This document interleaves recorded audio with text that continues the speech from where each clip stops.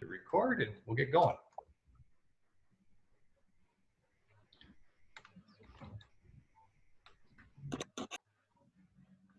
Okay, well, sorry for being a little bit late, but I just had to show some places.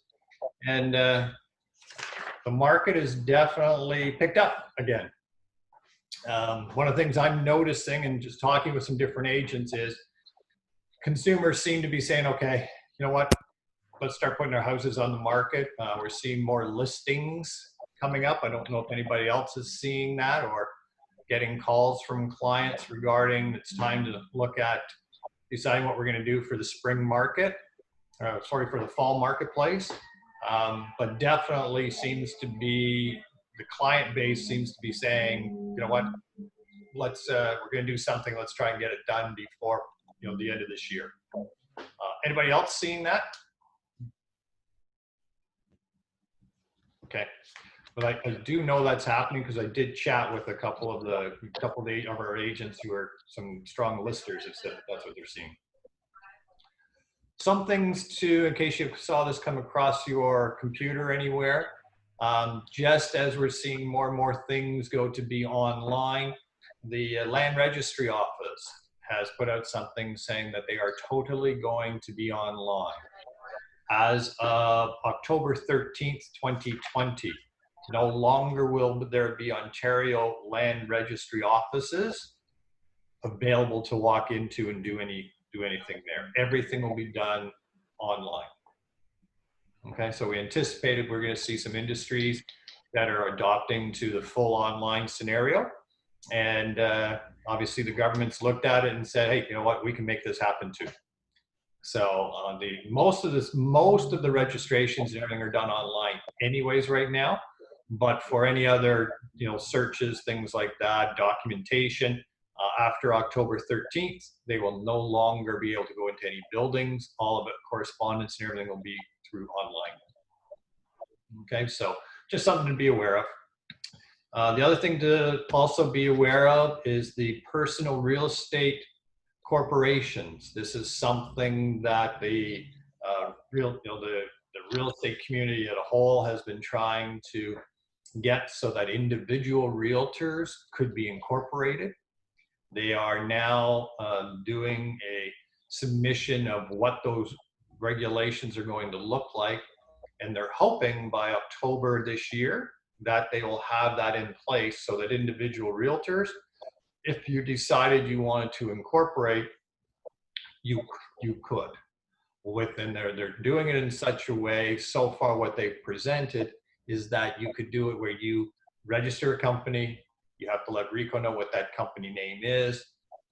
Then once it doesn't have to be, you don't have to register with RECO my real estate corporation is registered with RECO. But the individual ones will not have to be registered with RECO, but RECO will have to approve of the documentation before I, as the actual broker, can pay your corporation. Okay, you're also going to have to look at speak to an accounting professional to see if it's advantageous for you or not to be incorporated.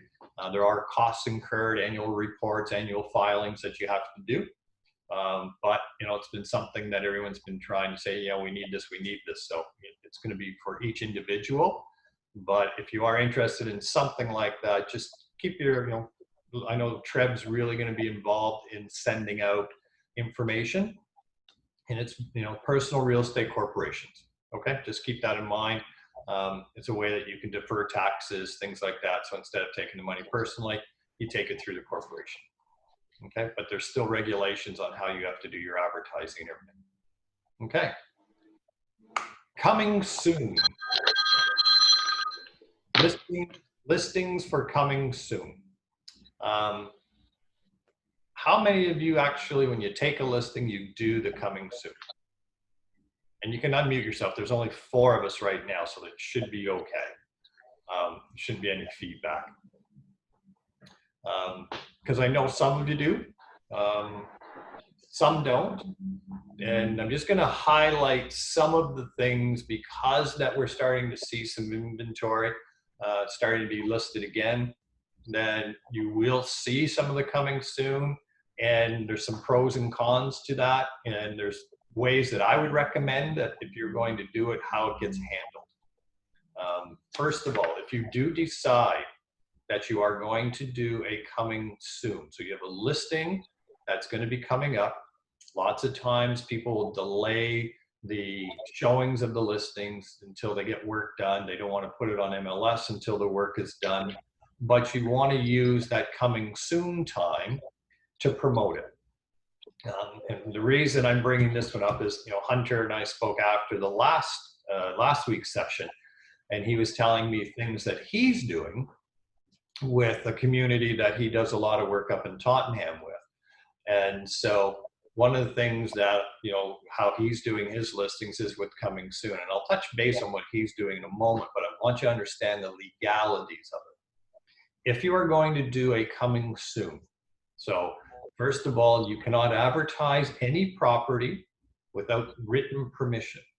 So the way I recommend that if you're going to take a listing that you're going to have coming soon, number one, you're going to need a written permission. So I recommend an exclusive listing agreement signed by the seller, and you want to do a schedule to that listing agreement stating that the seller does allow you to advertise the property with the specifics of coming soon. Okay, so that covers off the RICO requirement where you have something in writing from the seller stating that you have permission to advertise the property. Number two, RICO states that it cannot only say coming soon. It has to say coming soon to what? And please understand that one of the things that lots of agents were doing, and I was doing it myself, I even had signs made up. I had coming soon to MLS. RICO does not allow that because you're using a trademark name, the MLS logo, as a noun, and that it specifically states that you can't do that. So I'm seeing more signs now that says coming soon to realtor.ca, which is fine. Okay. So what you have to understand though is if you're going to say coming soon to realtor.ca, it means you already have an MLS listing signed. So you can do an MLS listing. You must do an MLS listing if you're going to do that, but you have to put in the effective date. So if you're signing today, let's say you're taking a listing today or tomorrow, and you want to delay it till next Wednesday. So you get an exclusive sign today, you get an MLS sign today, but the effective date of the MLS listing is next Wednesday. So today, because you have your exclusive listing agreement, you can put up your sign, you can do marketing, you can do social media, you can do a video, you can do all of that, but you have to state that it's coming soon to realtor.ca in your verbiage or in your ad, okay? And then you need the MLS listing signed, which basically says that you have the MLS listing signed showing that it's going to go to realtor.ca. So those are two steps that you have to do to be RICO compliant if you're going to be doing a coming soon listing, okay? Then what you've got to look at is, then how do you use that coming soon time to really market the property? I'm going to share, Hunter basically shared with me. So what he does, first of all, if he knows the address, then he actually will register our URL, a specific URL for that address. He will then put a sign writer on the property. And obviously if it's a condo, you can't do that. But if you have the ability to put a sign up, then he will do a sign writer with that specific URL. He then does a very short video. And the short video really is from the property, just stating that, introduces himself, introduces the property, does not do like a major walkthrough or anything, just talks about it a little bit and says, for more information, just click on the link below the video. And he does all of the videos, he does himself, he edits them, and then they basically go on to YouTube. And then the URL for the address, it just has it so that YouTube address is forwarded to that. So the interesting part about that is now you've got a video that he's done. He's got a sign writer that he's done. He then promotes it through different social media, and he does email blasts to anybody else that's shown interest in a property in that area. One of the things I highly recommend, and that Hunter has specifically said, is that what happens, and I've had this happen with me, well, can we get in to see it? Can we get in to see it? Two things with that. One is I believe it's not the best thing for the seller because it has not promoted the property to the highest amount of potential buyers, which the MLS will allow. And if there is an issue, RECO will look at that. RECO will look at that saying, were you looking out for your best interest in trying to double end it, or were you looking out for your seller's best interest? And so one of the things I'm definitely saying, and Hunter has basically now changed what he was doing because of situations like that, where it's like, people want to get in early. There's no early appointments. You're letting the consumers know ahead of time. Here's the information. Here's, what we're going to be doing. Here's when we're going to be showing it so that they can have the opportunity of being first in, but there's no special treatment for anybody. And the property does get exposed to the MLS, which in the eyes of RECO is a strong avenue for really representing your sellers the best way possible. Okay, so by doing that, you're going to avoid any conflict where most of the time the consumers are saying, well, if I can get in early, I'm going to buy through you directly. You're going to get more commission, and I might be able to save a bit because there's not two agents. Well, those are exactly terms that RECO's looking for as being violations. Okay? And to me, I don't think it helps the seller. I like the idea of coming soon in a situation where it's validated, where you're prepping the property kind of thing. And I've done it in the past, but I strongly recommend no showings until the property's ready and on the market. Okay. The other thing you can do is the part of doing the marketing is where, especially if you're going into an area that you can really target Facebook. One of the things we've seen success with is with a coming soon to a certain area is being able to promote it through Facebook and Google to that specific area. And especially if you're doing a farm area, it really works well. Okay. So I just thought I would, bring that to everybody's attention just on sort of the legalities on how you have to do coming soon and just the way to make it flow better. Certain things you can do. And then because you have that URL, which is the address, as soon as you have your MLS, either your virtual tour or whatever that is, then you just take down the coming soon video that you're running and just point the new video to that same address. So you're not losing any of the marketing. You're not losing that URL. You're just continuing moving that forward. Okay.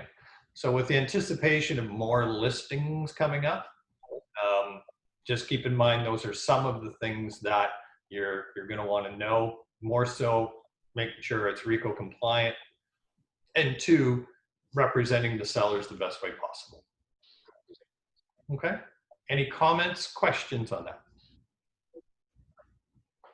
You guys are a very quiet group today. Everybody's busy. Busy.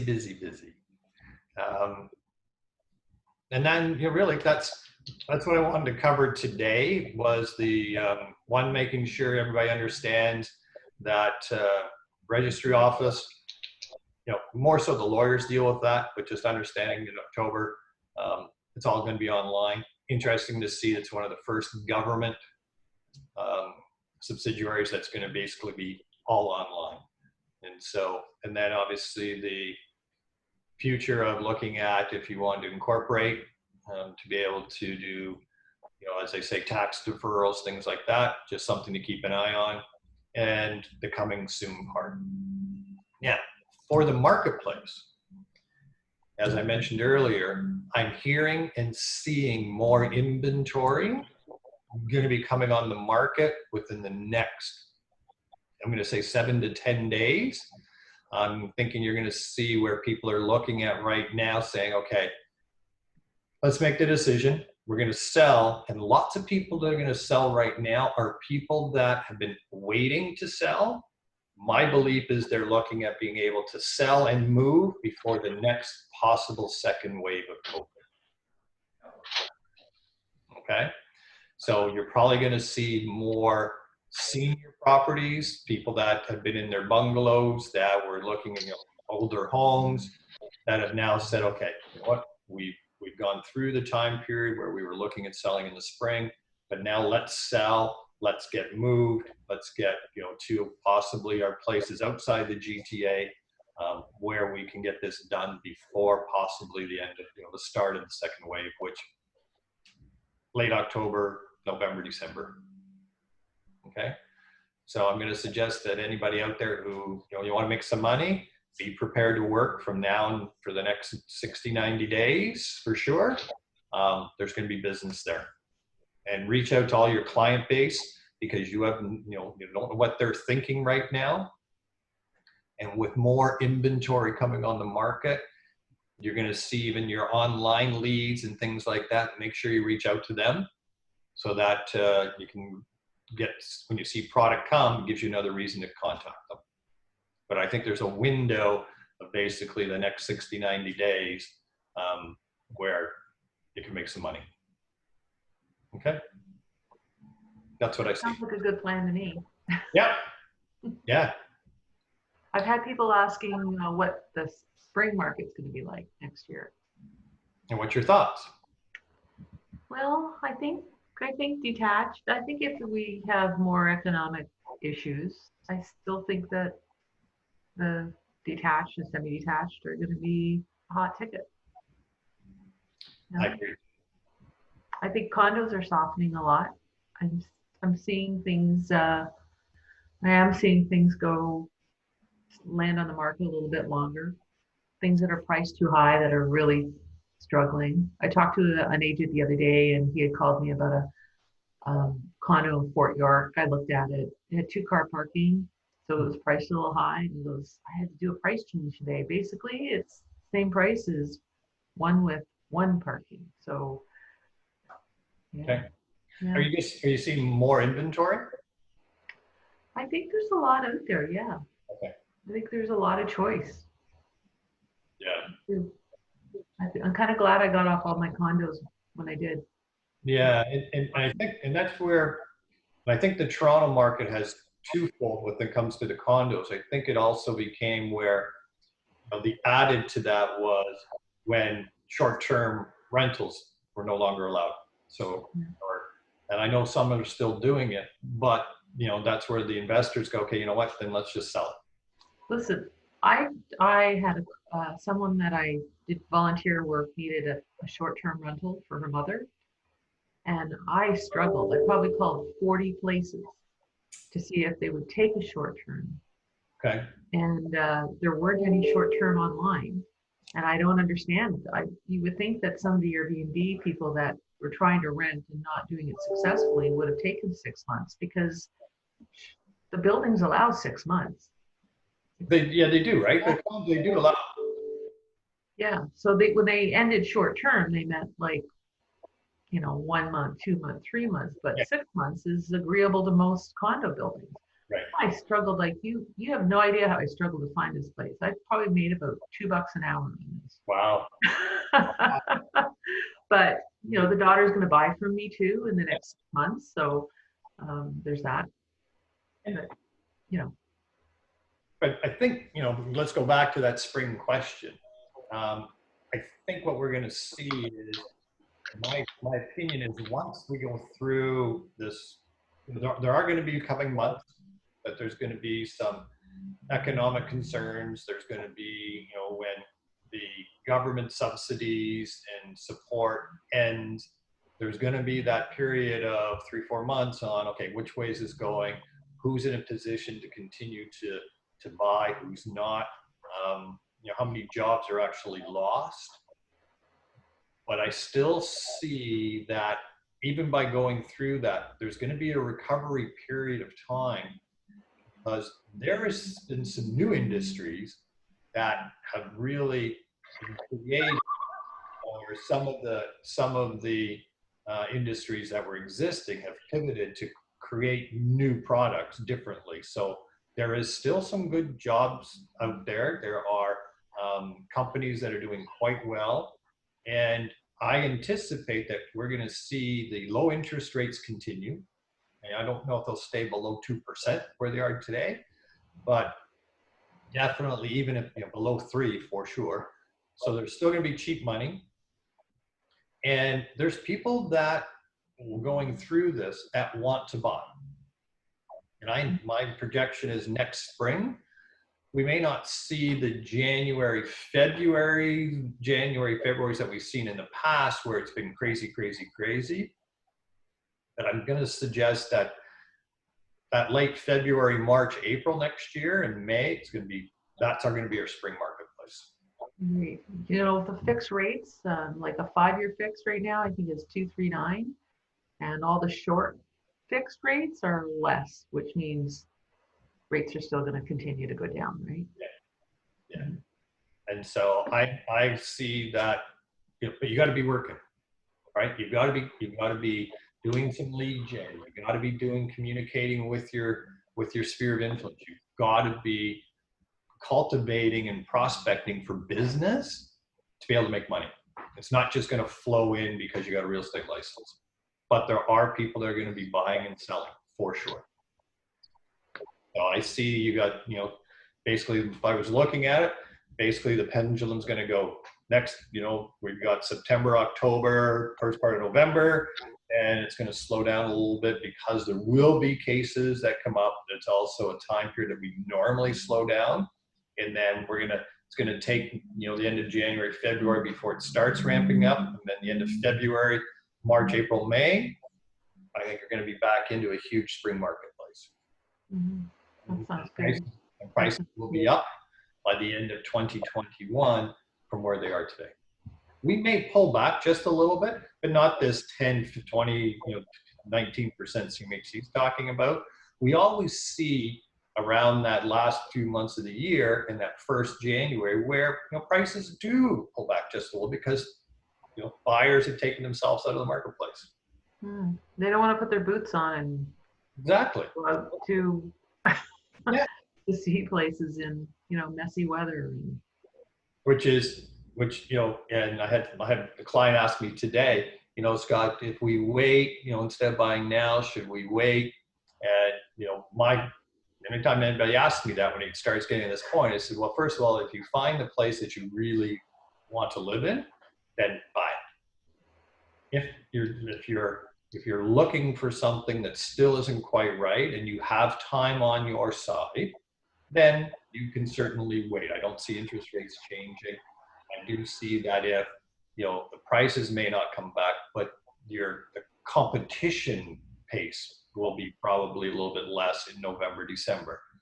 I've always tried to buy my houses in December. I've always tried to buy November, December with a March, April closing date, because especially if I was doing a double move where I was buying and then selling, I would buy with a longer closing date in December, and I would sell my place basically in January, late February. Still stressful doing that. It's very stressful. Congratulations to that this week. Congratulations, Julia, on selling your place. That's wonderful. And the new place that you bought, excellent. And as a realtor now, looking back on that experience, learn anything? So I've always been pretty sensitive about what people go through when they're buying and selling, and especially if they sell before they buy before they sell, like I did. It's pretty stressful. And I think it just gave me a refresh because my husband's not a realtor, right? So listening to his narrative through all of this was pretty interesting. And I think there's a blog post in my future on this subject, because Yeah, and you know, even though I know what the process is, and it was kind of interesting when we were getting the house ready. I'm like, we got to do this, we got to do this. My neighbors are away, so we basically packed and put everything in our garage. And every time I said to Ryan, like, this has got to go, this has got to go, and he's like, really? Is that really? Yeah, it's got to go. He'd argue with me about it, right? Yeah. And I'm like, I know what I'm doing here. It was kind of funny. So when you get that pushback from people when they say, "Is it really necessary?" Yeah, it's usually pretty necessary. And I was just doing a house. I'm putting a house on the market next week in so like 10 feet over the Scarborough border. Yeah. Literally, it's number 10 and Warden. I think starts Scarborough, right? So Yeah. and I went through this with them, and they were so wonderful. They got all their place done, and I had the basement staged. And I went there last night, and I brought someone to help me, and we moved everything again. And then they came back and said, "Well, yeah, now I get why you said we should have done this and this and this because the shop shows them the shots, right?" So um, it's a real learning curve when you go through it yourself, Well, and then. think of all those same things and recognizing the fatigue of making your bed properly every day. You know, tucking in everything properly instead of just like pulling the covers up, throwing the pillows on top. Like, you know, everybody does that, right? My house is not perfect.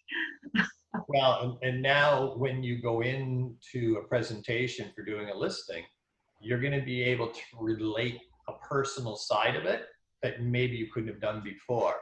And so now you've got experience to bring, and for somebody that on this call who has not had that experience, then you can always relate and say, hey, I want to tell you a story about a colleague of ours, and use that as a way of making sure that you understand that, yeah, you still have to live here, but I also want to let you know that the things that you do, knowing that we've got showings, and I always say, look, I can try and tell you that I'm going to be able to give you lots of notice for showing, but I gotta tell you, some of the best sales I've had is where clients of mine say, hey, this one just came out, can we go now and see it? And you get them there and they're excited and they end up buying it. So that's where I always say when I'm doing a listing presentation, I need to know if there's any restrictions on showing because that could affect your net price. Mm-hmm. So great point. Sure. Yeah. And you know, we had an appointment that booked, and then we kind of Ryan's working from home, usually behind me, and you know, we had to just get up, put our laptops in a bag, and you know, turn on all the lights, and then went out and did a couple of things. Went and had lunch. It was lunchtime, and I know the guy never showed up. Oh, yeah. Like, I've got a Ring doorbell. Like, I'm checking when people are leaving so we can go back in. Yeah. And I called him and I said, "Oh, how was your showing?" And you know, you get that kind of agitated talk, like, Yeah. "Oh, it was great, lovely place." Yeah. Right. Yeah. Yeah. It happens. Okay. Geez. And that's also what you want to be doing. I'm glad you brought that point up because when you're doing the coming soon period of time, that's when you really need to be sitting down and doing all this prep work and all this, letting the sellers know here's the processes, here are the things that can happen.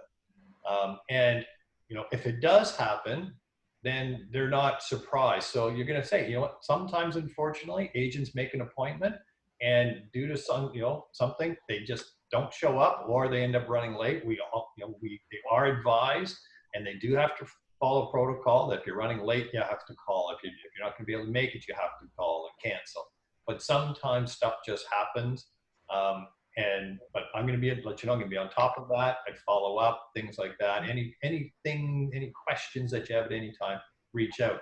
All of that dialogue and the prep of how the showings are going to take place, that you really need to use that coming soon time to do all that. Yeah, I should really be doing the coming soon thing. I did do it with my listing in the East End. Yep. It's the CRA. They want to arrest me.